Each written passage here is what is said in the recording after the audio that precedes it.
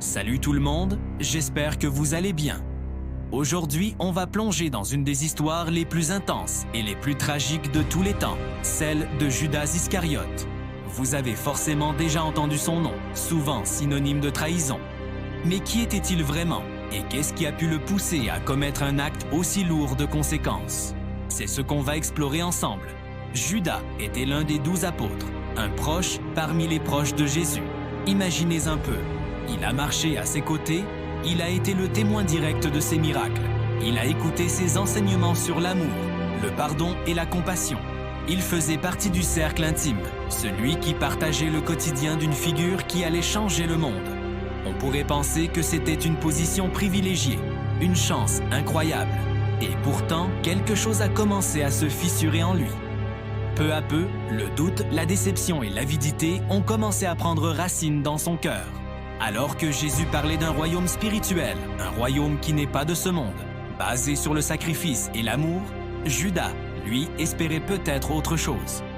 Certains historiens pensent qu'il attendait un leader politique, un roi qui libérerait Israël de l'occupation romaine et établirait un pouvoir terrestre, immédiat. Cette frustration grandissante, mélangée à une attirance pour l'argent, l'a rendu vulnérable. C'est là que l'irréparable se prépare. Les chefs religieux, qui voyaient de Jésus comme une menace, cherchaient un moyen de l'arrêter. Et ils ont trouvé en Judas l'instrument parfait. Pour 30 pièces d'argent, une somme qui représentait à l'époque le prix d'un esclave, il a accepté de leur livrer Jésus. L'histoire prend alors une tournure dramatique lors de la dernière scène, le dernier repas de Jésus avec ses disciples.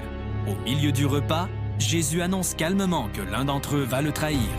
L'ambiance devient glaciale, chaque disciple se demande de qui il s'agit. Jésus tend même un morceau de pain à Judas, un geste d'amitié, un dernier appel silencieux à reconsidérer son choix.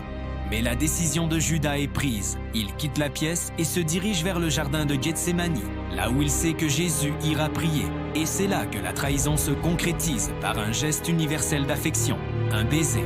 Judas s'approche de Jésus et l'embrasse pour le désigner aux gardes venus l'arrêter. Ce baiser, devenu le symbole même de l'hypocrisie, scelle le destin de Jésus. Mais ce que Judas n'avait peut-être pas anticipé, c'est la suite des événements et le poids écrasant de son propre acte. Quand il voit que Jésus est condamné, le remords le submerge. Il réalise la gravité de ce qu'il a fait.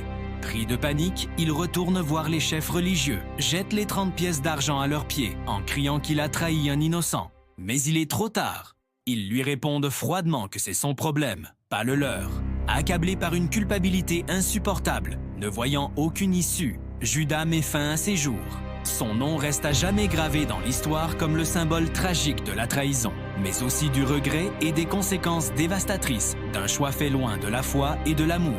Merci d'avoir suivi cette histoire poignante avec moi. Si ce genre de récit vous intéresse, n'hésitez pas à vous abonner et à laisser un commentaire. À très bientôt pour une nouvelle vidéo.